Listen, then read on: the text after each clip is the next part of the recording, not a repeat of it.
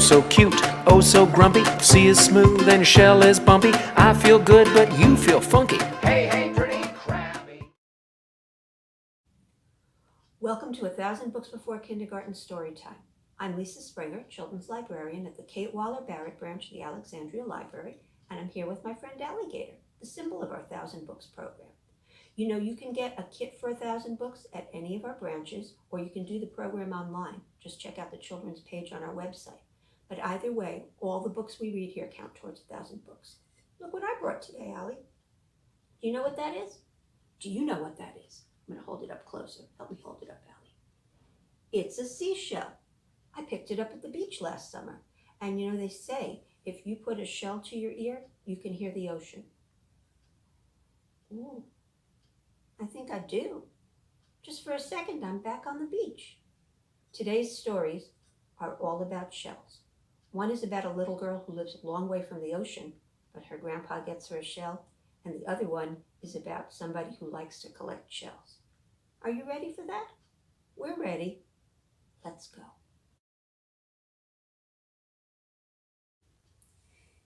This is by Judy Cumberbatch, illustrated by Ken Wilson Max, and it's called Can You Hear the Sea?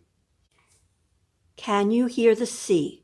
By Judy Cumberbatch, illustrated by Ken Wilson Max. On Saturday, Sarah's grandpa went into town. Before he left, he gave Sarah a shell, pink and orange and green. It was the loveliest shell she had ever seen. "It's a magic shell," said Grandpa. "If you listen carefully, you'll hear the sea." "Will I really?" asked Sarah. "Oh, yes," said Grandpa. "Don't go believing all that nonsense," said Grandma as she braided Sarah's hair. But Sarah didn't listen to her. Grandpa knew about everything. He could tell the time by the sun. He knew when the rains would come, and never ever told a lie. On Monday, Sarah listened to her shell by the river as she and Grandma did the washing. But what she heard was water splashing, Grandma beating out the sheets, and the clothes flip-flapping in the wind. On Tuesday, Sarah and Grandma went to the market. Sarah listened to her shell as she walked between the stalls, but what she heard was Mr. Victor's sewing machine, click-clack, click-clack, click-clack. Mrs. Nancy's tongue, yak, yak, yakking. And the market mammies haggling all day long. On Wednesday, Sarah listened to the shell as she walked with Grandma to the farm. But what she heard was monkeys chattering, and banana trees swish, swishing, and mangoes plop, plop, plopping, but not the sound of the sea. "Perhaps Grandpa got it wrong," she said sadly. On Thursday, Grandma turned the whole house upside down, and Sarah was busy with the sweeping and the cleaning.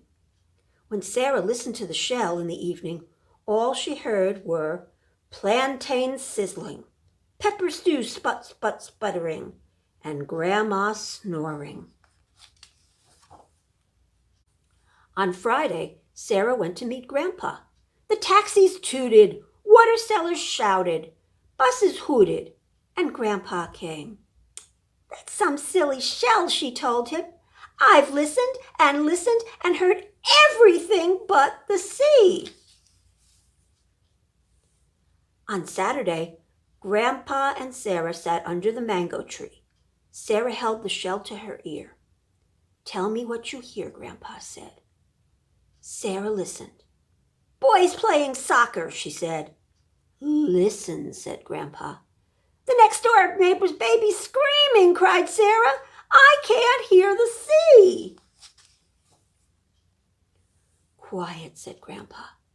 "Close your eyes and this time listen to what the shell tells." Sarah put the shell to her ear, closed her eyes, and listened. At first, all she could hear was Grandpa's breathing. But then, as she listened, louder and louder came the sound of water crashing, waves pounding, pebbles rattling, surf hissing, and the ocean's huge roar on the wide seashore. "I can hear it," Sarah said. "I can hear the sea." "Didn't I tell you?" said Grandpa, smiling. The end. I guess you do have to listen very carefully if you want to hear the ocean through a shell. But I think you can do it. You definitely should try. I think that Sarah and her family live a long, long way from the ocean. But with the shell, she gets to remember what it's like to be by the sea. Can You Hear the Sea? By Judy Cumberbatch, illustrated by Ken Wilson Max. This book is available, along with lots of other wonderful picture books about the ocean, right here at the Alexandria Library.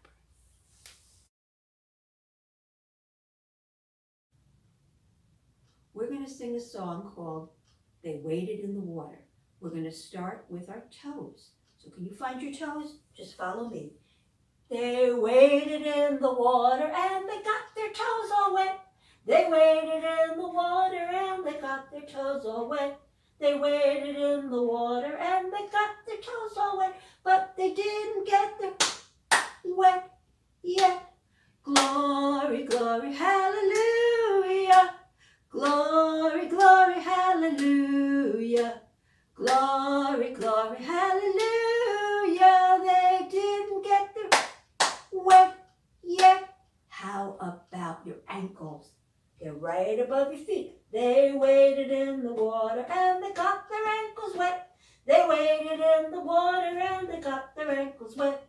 They waded in the water and they got their ankles wet, but they didn't get their wet yet. Glory, glory, hallelujah. Glory, glory, hallelujah. Glory, glory, hallelujah. They didn't get their wet yet. Knees, they waded in the water and they got their knees all wet. Waded in the water and they got their knees all wet. They waded in the water and they got their knees all wet, but they didn't get their wet yet. Glory, glory, hallelujah. Glory, glory, hallelujah. Glory, glory, hallelujah. They didn't get their wet yet. They waded in the water and they got their thighs all wet. They waded in the water and they got their thighs all wet. They waded in the water and they got their thighs all wet, but they didn't get their wet yet. Glory, glory, hallelujah. Glory, glory, hallelujah. Glory, glory, hallelujah. They didn't get wet yet. Well, they waded in the water and they finally got them wet. They waded in the water and they finally got them wet. They waded in the water and they finally got them wet. They finally got their bathing suits wet yet. Glory, glory, hallelujah. Glory, glory, hallelujah. Glory, glory, hallelujah. They finally got their bathing suits wet yet. Has that ever happened to you? You go wading in the ocean and then suddenly a big wave hits you and you get wet all over. Was the water cold? Just a little bit. Good job, everybody. It's a new book. It's by Rose Robbins, and it's called Elena's Shells. She does seem to have a lot of shells, doesn't she? Elena's Shells by Rose Robbins.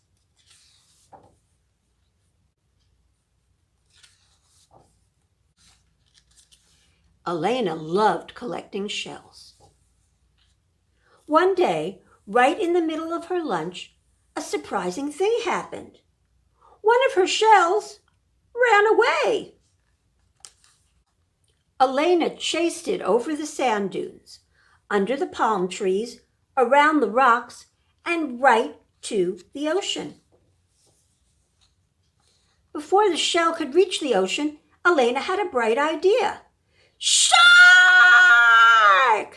The shell screeched to a halt. "Why did you run away, you naughty thing?" Elena scolded, shaking the shell up and down until plop! A tiny creature fell out. "Who are you?" asked Elena. "I am a hermit crab," explained the creature. "I chose the shell when my old one got too small. It is my home." "Well, I found it first, so it's mine." Elena turned her back on the shellless crab.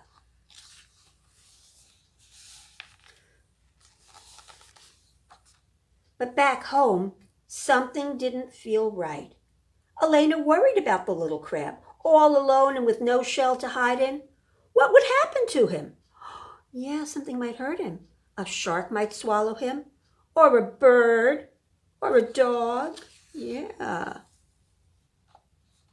"I have enough of my own. I can spare just one." Elena decided to go back and find the crab. Was she too late? Oh dear, I think he's under those rocks down there. "Get back or I'll pinch you." The crab was safe. "I'm sorry I took your shell. Please take it back. You need it more than me." Elena offered the shell to the crab. "Thank you," squeaked the crab, cozy and safe once more. Elena still loves to collect shells, but now she has friends to share her treasures with. And that is a lot more fun. You know what it says up there? Free shell fittings. So all the hermit crabs can come and find a shell that's just right for them. And I think that's making Elena happy. She likes helping them. Hermit crabs really do that. They really do move into other animals' shells, and when one shell gets too small because they've outgrown it, they just find another one. You might see hermit crabs at the beach, and some people even keep them for pets. If you like this book about hermit crabs, we have several other books about hermit crabs on the shelf, both in the nonfiction and in the picture books. Eric Carle did a picture book about hermit crabs, as a matter of fact. But this one is called Elenas Shells, and it's by Rose Robbins, and you can find it right here at the Alexandria Library. Allie and I have to say goodbye right now, but thank you so much for being here with us today. We hope we'll be seeing you soon here on YouTube, and better still, we hope we'll be seeing you at the library. We love you. Bye. Hidey ho, bad so batty, lie-de-die, bad so